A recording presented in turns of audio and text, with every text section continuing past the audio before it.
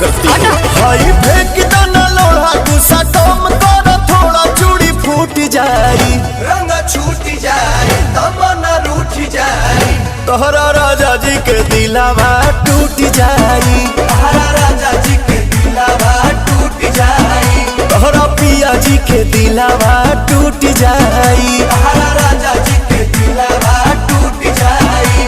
हमारा बाबू नहीं बाबू नहीं बाबू नहीं